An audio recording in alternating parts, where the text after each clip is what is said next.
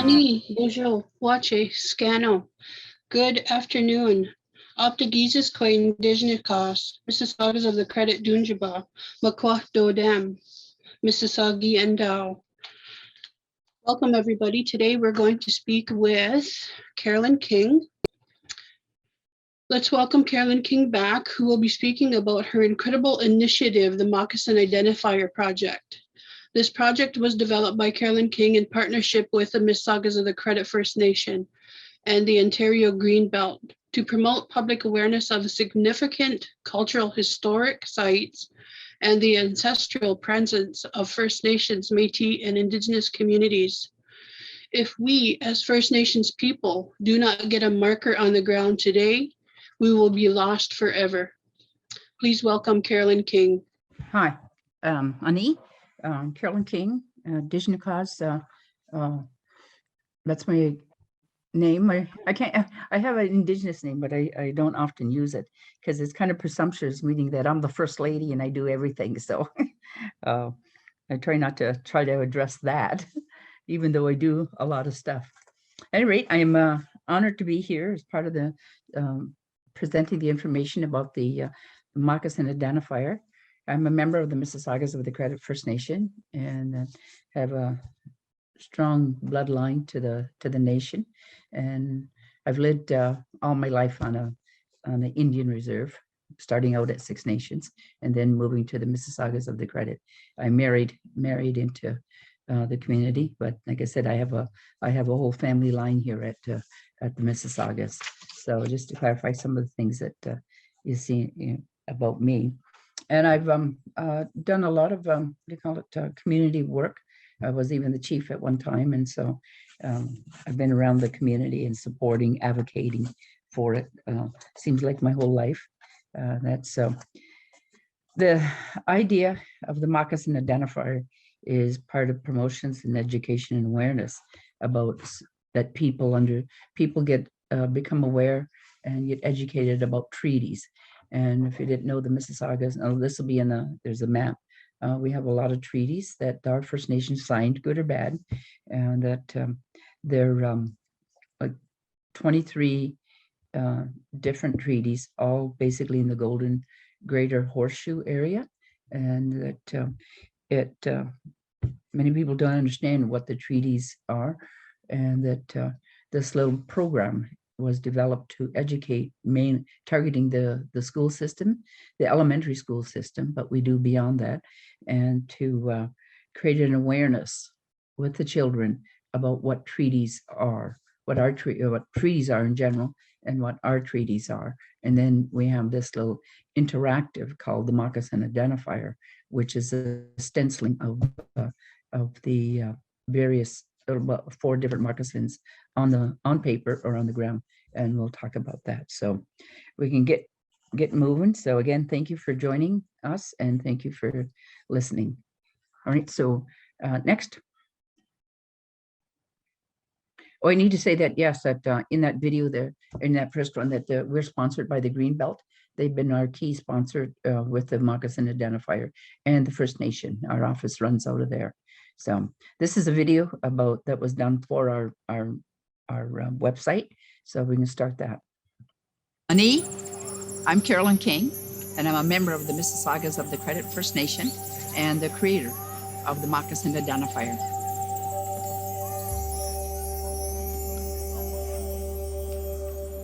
Philip Cote, an artist in Toronto here, took and redrew real moccasins. We're starting over with the children. The idea is that they would research whose land their school is built on, near, or what treaty area they're in.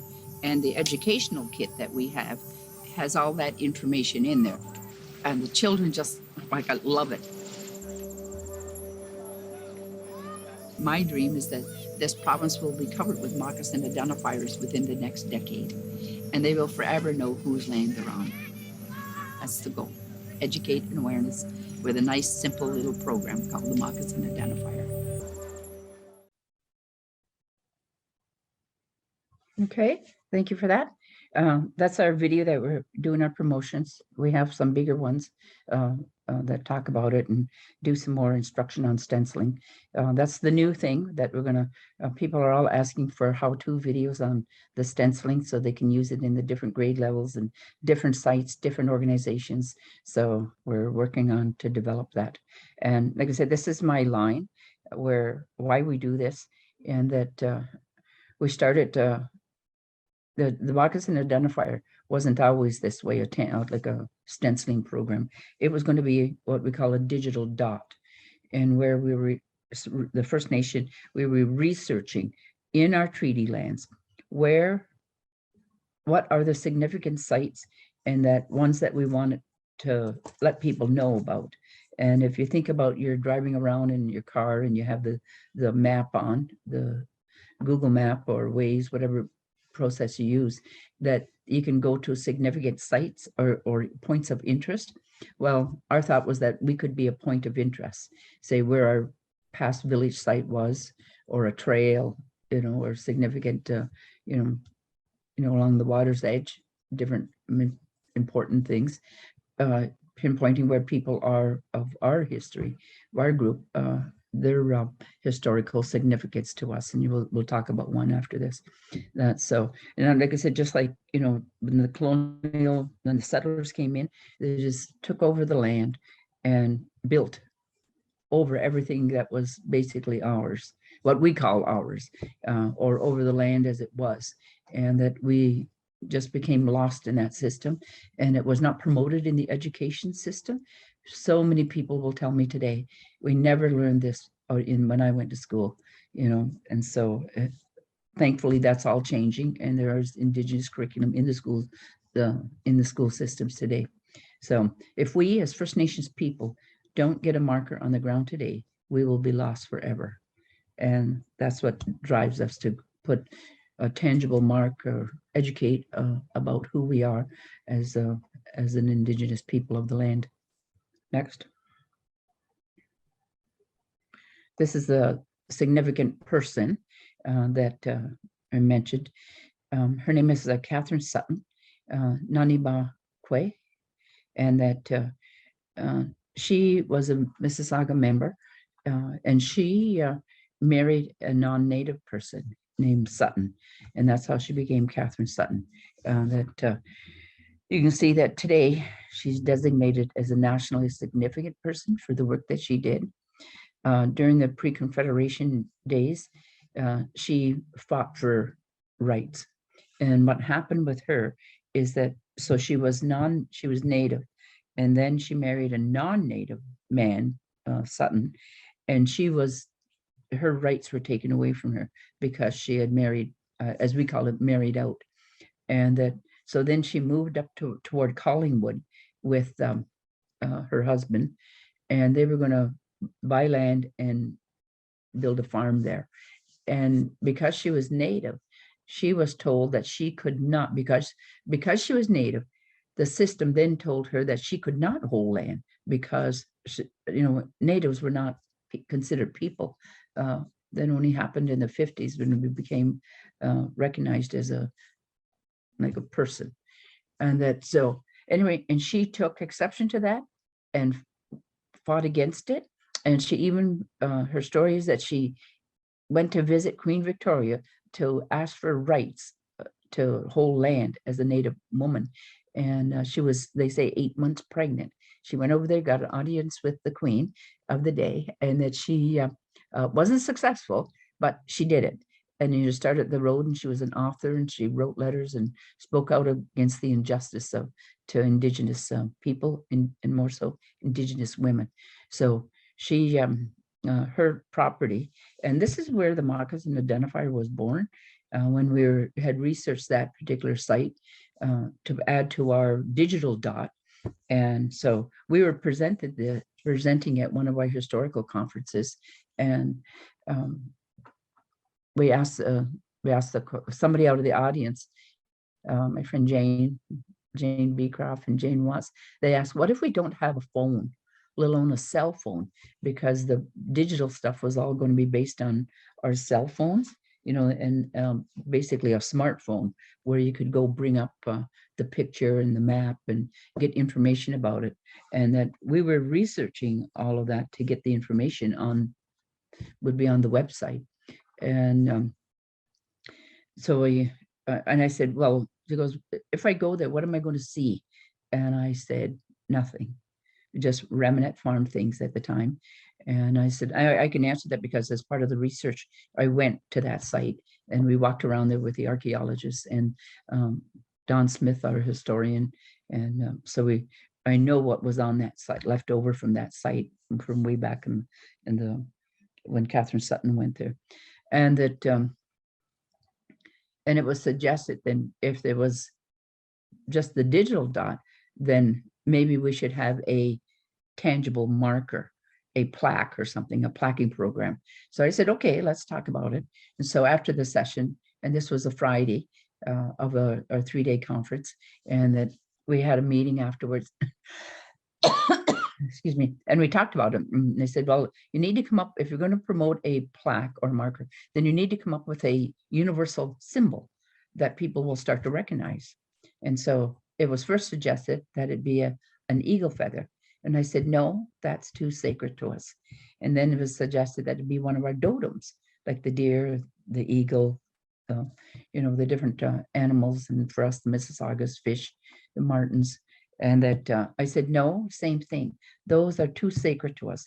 And that if we put it on the ground and people are walking on it and they don't know what that is, I said, it'll just make us mad again. So let's not go there and do that. And they said, well, Carolyn, come up with something. You have to come up with a symbol that you say recognizes your people. And we could promote it to the government. The next day, they were going to have a meeting with the government. In that case, it was the Ontario Heritage Trust. And we're talking 2011 that discussion happened. And that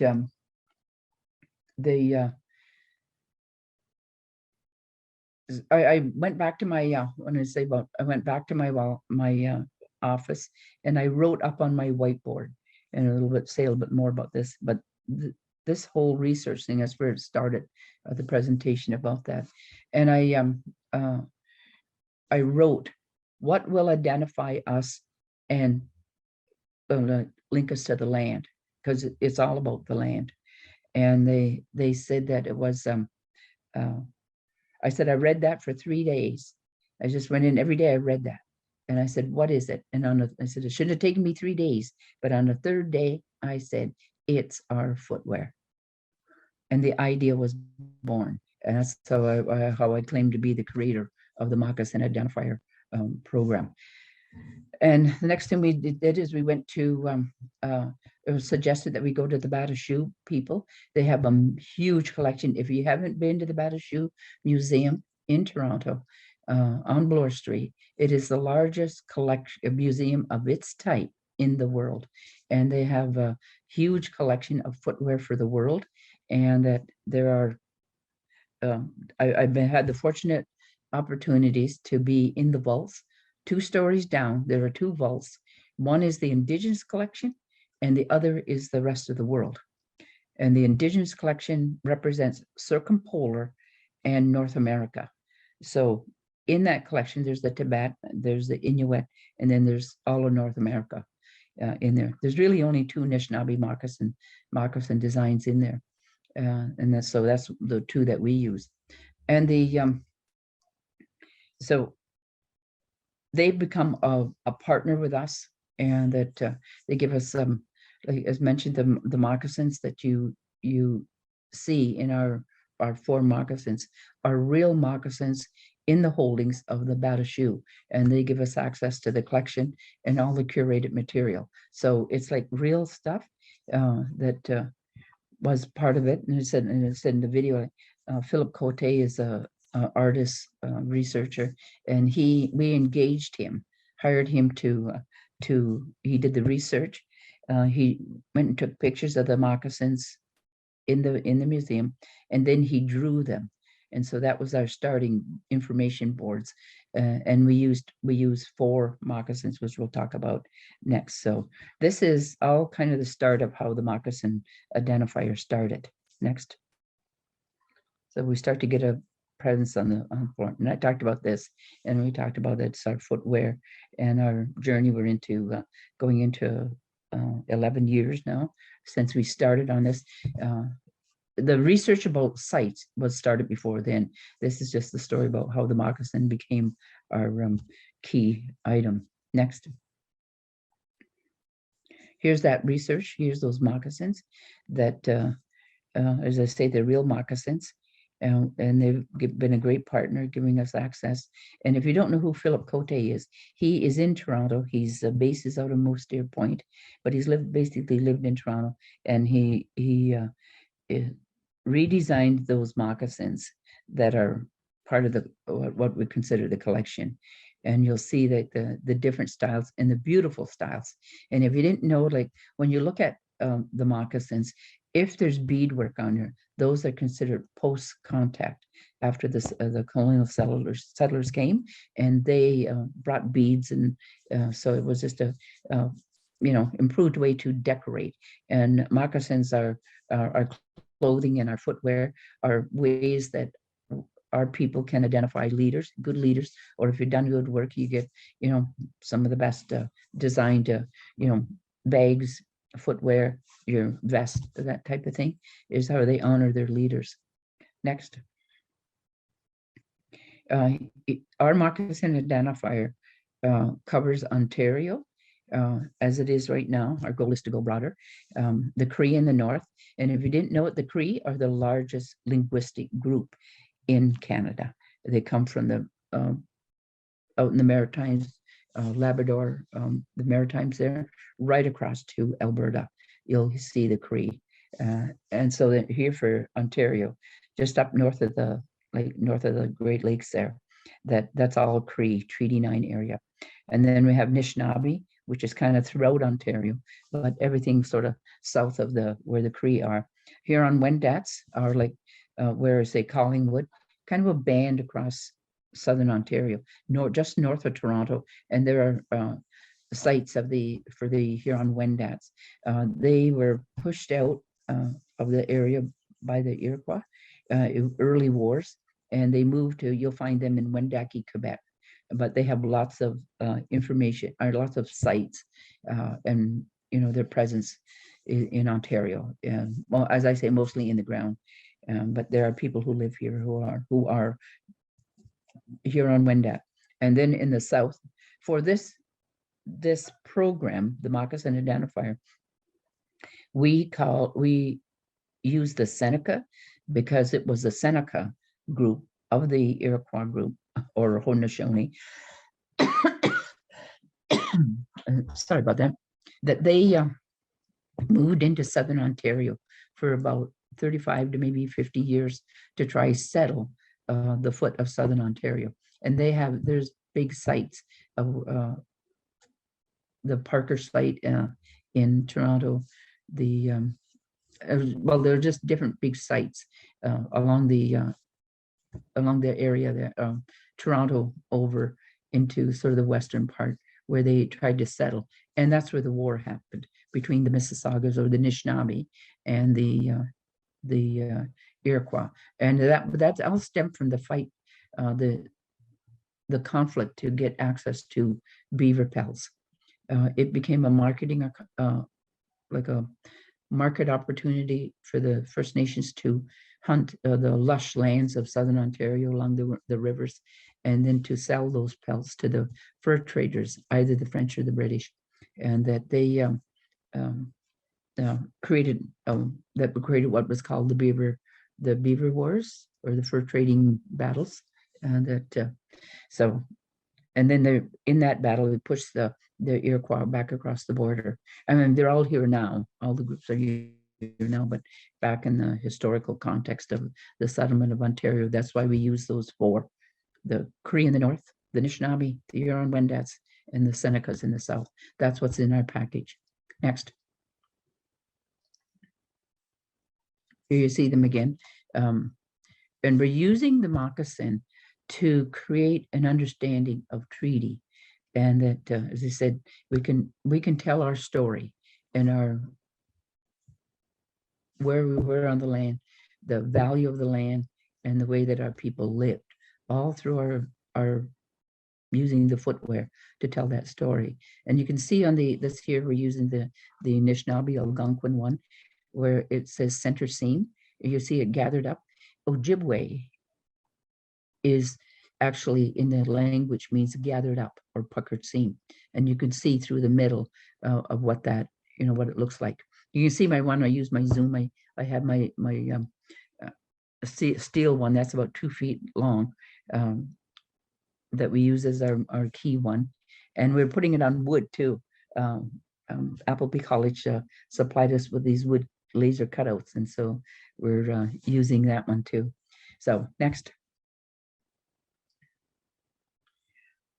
So I would say they want to change the world too, and that one moccasin at a time. And I say when you want to change the world, it takes a lot of people. And for us, we're starting over with the children. And I can envision that one of my lines is that in the next decade, Ontario is going to be covered with moccasin stencils, moccasin identifiers, and people will be forever reminded about whose land they're on. And we're starting over with the children. And you think if we run a whole educational program of 10 years, plus the other new stuff that's coming in with the curriculum, that children will be raised with that education in there. And hopefully the moccasin is going to be one of those items that has helped teach them. Next. Our vision is to cover Canada in moccasins.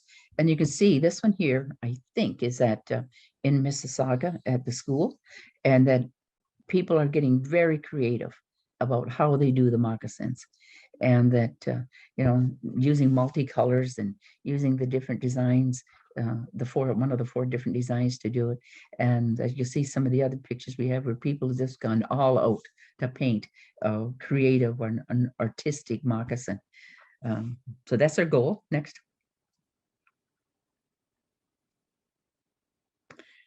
Here's some more stencils. That's on a floor in the school in Mississauga area to advance the treaty and Indigenous awareness through education, public awareness, and building a network of knowledge for the benefit of truth and reconciliation. So I think our little activity helps that happen. Next. Here's some of our objectives. We're funded, as I mentioned, Greenbelt has funded us, and we now have a second round of funding. And so in the first one, we've been able to have some successes. And you see this one here, that's the Huron-Wendat one. And in the pictures, you'll see the Huron-Wendat, the one that Philip used to draw or make the print and then make the stencil. That one there is all natural material. It's leather. It's smoked, and it's got moose hair, quill work, and natural dyes, and leather, what is that? The lacing is, it's not thread, it's sinew from the animal tissues. And so we want to facilitate a cultural shift in Canada by sharing treaty history with children through the distribution of an accessible educational kit. And that kit is, the educational program is online. Our website is online, and the curriculum is free. We worked hard to get that all appropriate. It's still moving and changing, but basically we got it done. Develop a coordinated branding program to mark significant Indigenous sites for the benefit of public awareness. And so our goal is to move beyond the schools, form partnerships with communities and organizations to build understanding, engagement, and support, create a network of knowledge on treaties to restore harmony between Indigenous and non-Indigenous people. And the project that we've been working away and going out and standing in front of people and presenting the Moccasin Identifier, and that it is, we have had such great response, acceptance of it, and just want to know how we can do more. Next. Here's the background shot. There's at Fort York during Indigenous Month, June 21st week that we go there.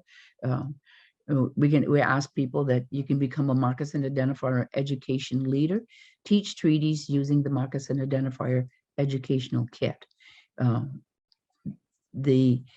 You can participate in a variety of events that are now happening across the country. There's Indigenous History Month of June. There's Indigenous Peoples Day on June 21st. September 30th is Orange Shirt Day, now renamed Truth and Reconciliation Day, and a federal holiday. The Treaties Recognition Week is an Ontario event that's the first week in November, and there's an Ontario Act that identifies that week as Treaty Recognition Week. And then there's a day called Rock Your Mocks, where everybody can wear their moccasins to work or for the day. And now through the Cheney Wenjat and Gord Downey site, that they have what they call Sacred Path Week. So activities are promoted there for people, organizations to participate and become more aware of what has happened with the Indigenous people. Moccasin Identifier installations. You could install a Moccasin Identifier in your community, on your public space or work environment. You can get a board like this. The big steel plaque is like $200, just the way it sits there. It was a gift for me, so but I know how much it costs. Moccasin Identifier will even come out and participate in a ribbon cutting if you're doing something. And we've had people, families, who've taken the Moccasin Identifier, and the kits are $100, just to keep it going. She took the kit, and then she had her children in June go around their street and ask the neighbors if they would be willing to have a Moccasin Identifier painted on their sidewalk or up their walkway or their steps. And her children went and did the ones that who participated, and all the houses that participated. So that's the kind of thing. And then, and the other thing I would remind you is that when we're doing most of this work, it's in wash away paint. You're working with children, it's got to be non-toxic. So it's wash away tempera paint or chalk spray. So whatever methods you want to do, and people do all different things. We use the roller and stencil, right, in the little kit type thing. And that, but you can use stenciling, where you dab a sponge and use the stencils and create that, or on paper, where you spray. They all work. It's just depending on the way that you want to do it. So we just promote that people take up the project. Next. These are some pictures of the educational program. That's at Fort York, where we're out there. And we use that box, we call it the pizza box, but then we tape the stencil to the bottom of it so we can go around and spray the stencil. And it is we try to contain it, but it gets a little crazy and we get paint on everything. So for this one here, it was in permanent paint, latex paint. And so there's still remnants of them on the sidewalk. That's me inside. The second one is me inside a teepee at Fort York, and we're doing a presentation with the early on grade kids. And so we had them hear that, see what it was, and then we let them go outside, and we actually stenciled on the grass that day. So as long as it shows up, the kids are all happy with it. And this is a third picture is a building, that's Gibson House in Toronto, where we participated in the month of June and went to museums, the different museums in Toronto who could accommodate a program. And we were there to host the Moccasin Identifier with anybody who come through. And so people painted those stencils all the way through their sidewalk there. So it was a good day. And then the other one is just me working with several kids about getting down on the ground and stenciling. Next. This is another shot of us that's Kim Wheatley, who's up on stage with me at Fort York again.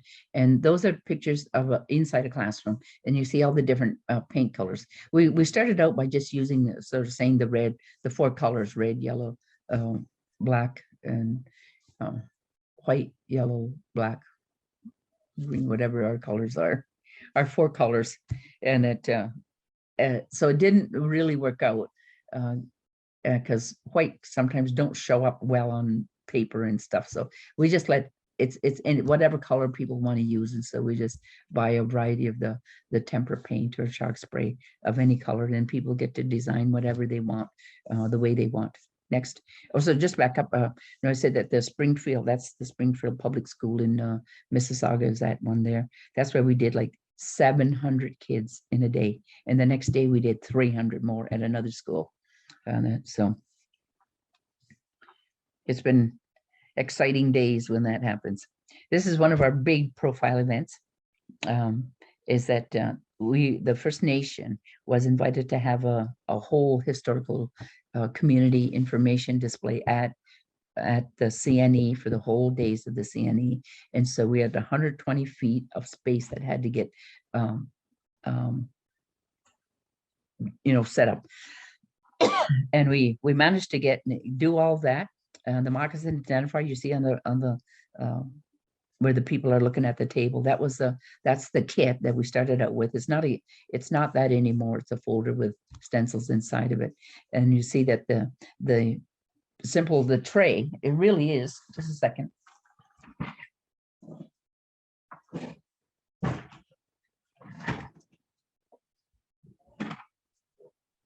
It really is just like a little paint tray with a little thing, and put the paint in there, and you got your stencil, and you stencil it out on paper or on the sidewalk or your street, whatever.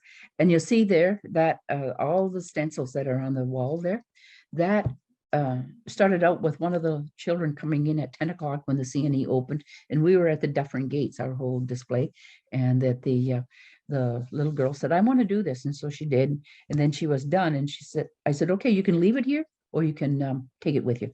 And she says, I want to take it with me and I'm going to put it up on my wall in my room. And so her mother says, no, you're not. We just got here and we got to walk around here all day. You're not going to be carrying that around all day. So, she started sort of protesting and crying, but I want to take it home. I want to take it home. And I said, you put your name on there, and I will stick it up on the wall. And when you're done, you can come back and pick it up.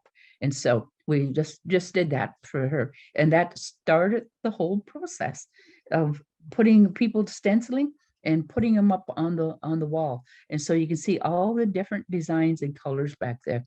And so when I talk about, like we talk about the children stenciling, and the real impact is in the lifting up of the stencil when you see what you've produced.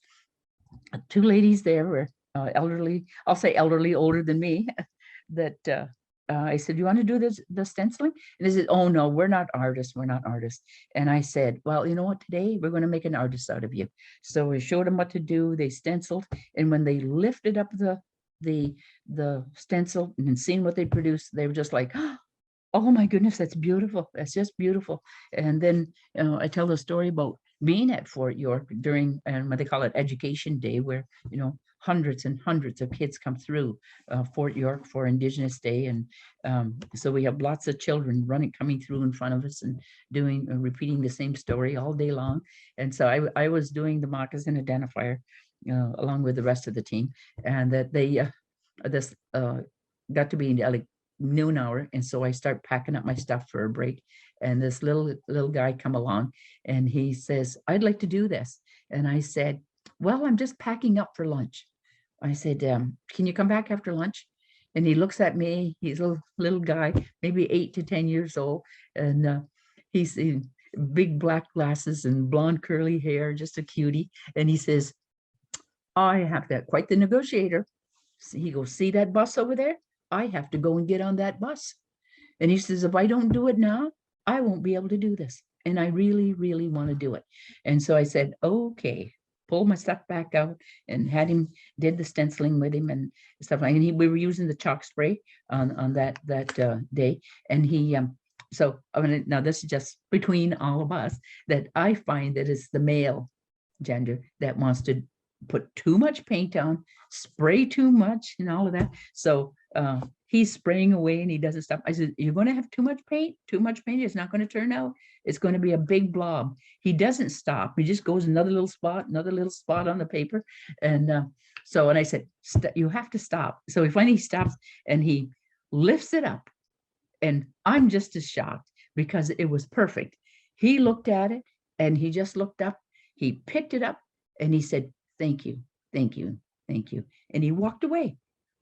Now, if that's not creating awe and inspiring or impacting youth, a child to, it being impacted by just doing the moccasin identifier stenciling. I don't know what else is going to work.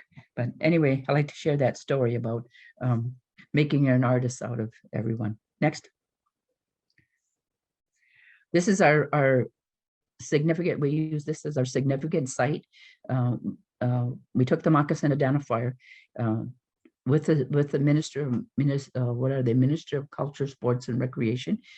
They were revamping under the Liberal government back in the day. They were revamping Ontario Place, the east side of it along the water, which was a parking lot, and that working with the ministry, working with the designers that they engaged to do this, that we ended up with the moccasin identifier being on the entranceway. Our signage, the moccasin identifier name is all as you walk in there, and there's hundreds of people who go through there. And there's a whole section for the, it's called Trillium Park, and the trail is called the William G. Davis Trail. So if you get an opportunity to go see that, that's our moccasin identifier, and the First Nation and me as the lead. We worked with him for basically 4 years to get that in place, and it's just great. We were just down there, that's where the video was done, the earlier video was done there, and we painted some more stencils on the ground there. And so it's just an amazing place, and there's lots of good things about that site. It's has our name on it, has our moccasin identifier. It has a fire pit for people to sit around, and you can book it. You can book and go sit around the fire there. It's not like a barbecue thing. It's an actual fire pit. So we can actually go there and do ceremony. It has Indigenous plants, and we just finished signage work with actually the original designer, Walter Kemp, that this identifying the plants are in English, Ojibwe, the Latin name, and the identifiers in English, and I don't think we got French in there, might be, but anyway, it's all there to see. And so that just got finished this past summer, and we're continuing to work on other educational programs at Ontario Place. Next. This is another site, Centennial College, in that sidewalk you see our sign there that talks about what it is. And on that sidewalk, which is covered up by the pictures, but there's the moccasin identifier is engraved into the sidewalk. And further down on the behind the sign, there's a sitting area, and it's like a half wigwam. And then there's benches in between, and then it's like half a circle. In that circle is the 4 directions, and the 4 colors are all there. And that we even hope to do more signage within the buildings and in the other new grounds. They're building a whole new center there, which is going to be done in a year or 2. So next. The Credit Valley Trail Indigenous Experience. We've been involved with them through our duty to consult and accommodate, and the Cultural Committee. We have an environmental project, and we've been working with the Credit Valley Conservation to create what's called the Indigenous Experience Plan. So we have sites. It's already been identified and designs done for it, and that's what you're seeing there. And this is at Orangeville. That it's called the Crane Gathering Space. The architect is Smoke Architect out of Hamilton area. And it's located at what they call Island Lake Conservation, and it's at Orangeville. So we've designed that, just finished that design this past year. And you see on the little corner there, it has a green leaf and it has a feather. That's our logo within the Credit Valley Conservation. The green leaf for environment and the feather for the Indigenous people. And that is the little 4-inch sign marker that's going on the post in the Credit Valley Trail, which is, people don't realize that even though it's just a little 4-inch thing for the conservation and trails, that's very significant that you get to have a sign on their signposts for us. So great successes there, and we've been ongoing work with the Credit Valley Conservation, and they're an example about how entities can put Indigenous visualization, programming, educational programming into their existing formats. Next. phase one accomplishments. And so we just finished that, and we've started now on our second phase with the Greenbelt funding. That we've brand identified, the website got relaunched and updated. We've attended over hundreds of events, did a community charrette, and that's where we keep putting it out there. Is this still working? Is this still right? Does it need to be corrected? So we keep doing, making sure that it's appropriate. Presentation to thousands of school children. And we've been just responding to the request from a teacher or a school, then we go in. I mean, COVID stopped all of that, but we'll get back to doing individual schools. Just let me take a drink here.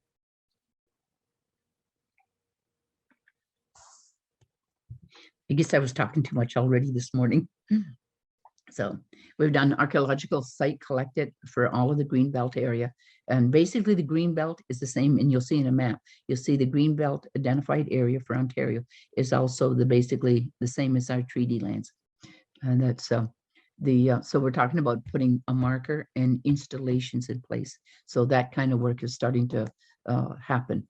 We did a pilot evaluation of the educational kit and conducted and revised educational kit with teacher working group.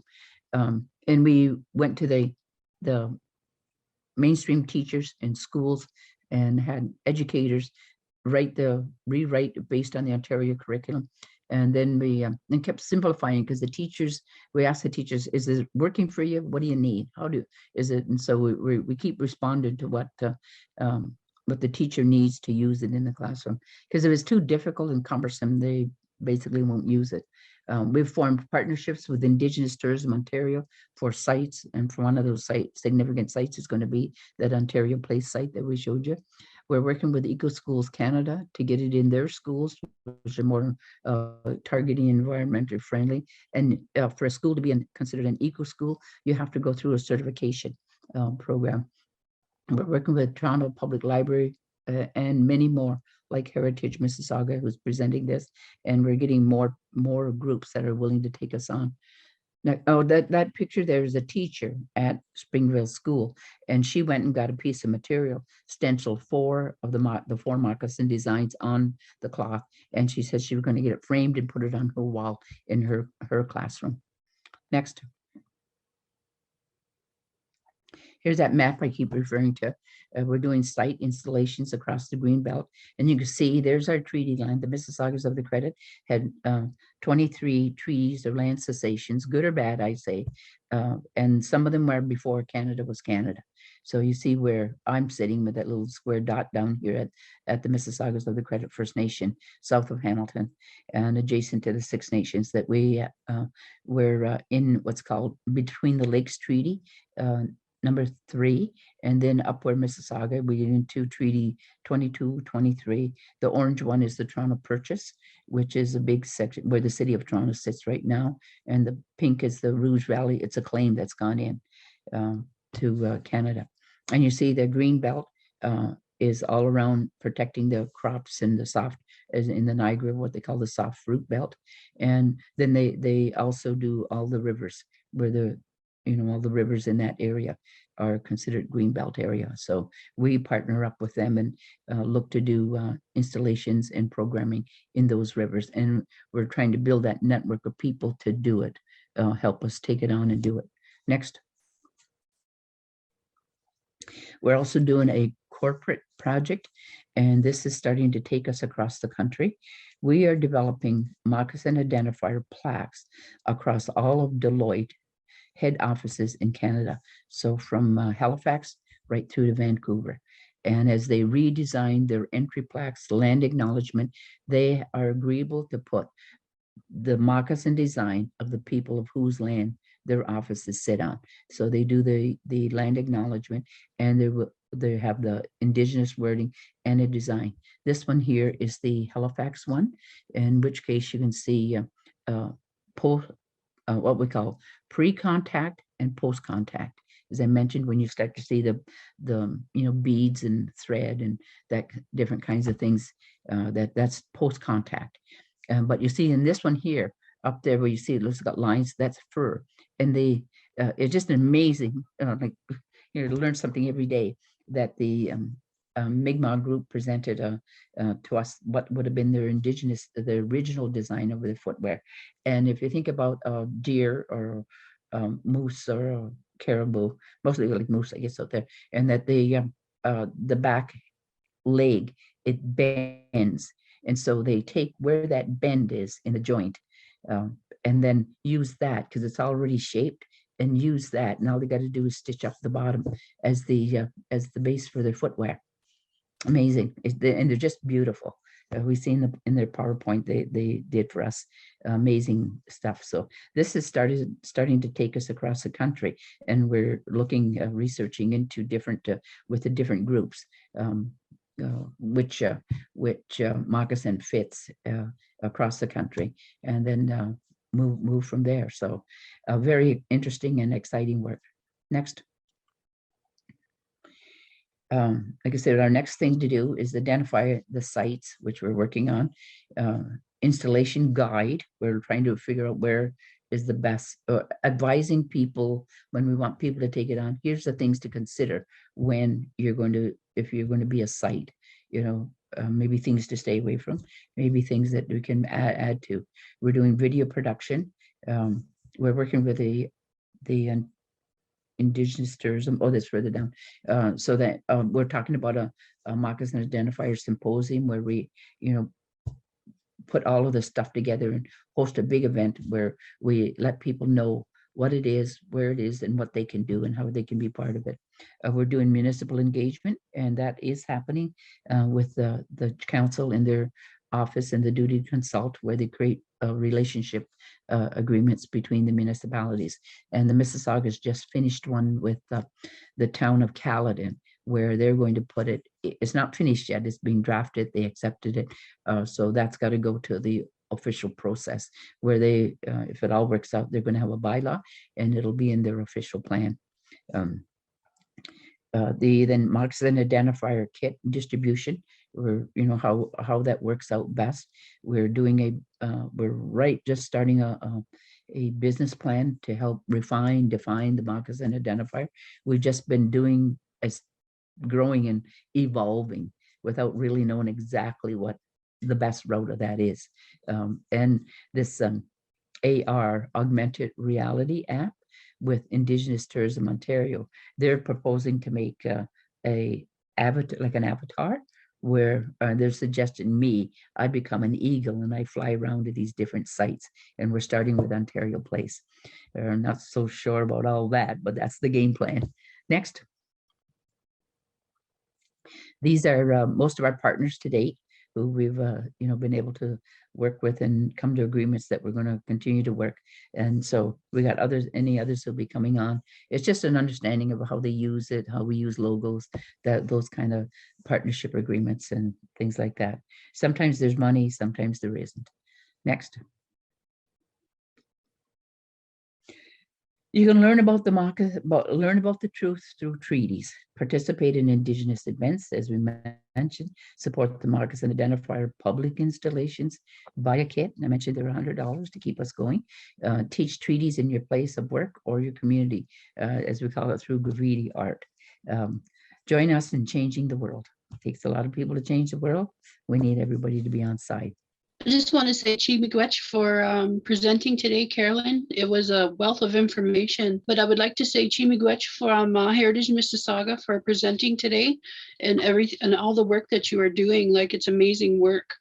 And hopefully we can schedule something again for the new year. But Chi Miigwech from everyone. And I really appreciate you taking your time to educate us. Thank you for joining us today as we continue our Indigenous Conversations webinars.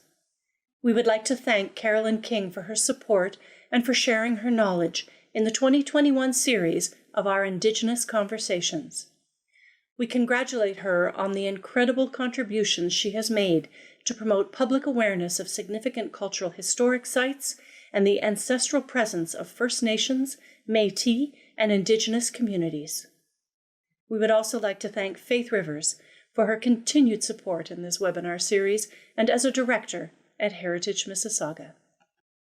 Heritage Mississauga would also like to thank the Ontario Trillium Foundation's Resilient Communities Fund for their financial support to help us bring Indigenous conversations to a wider community through this webinar series.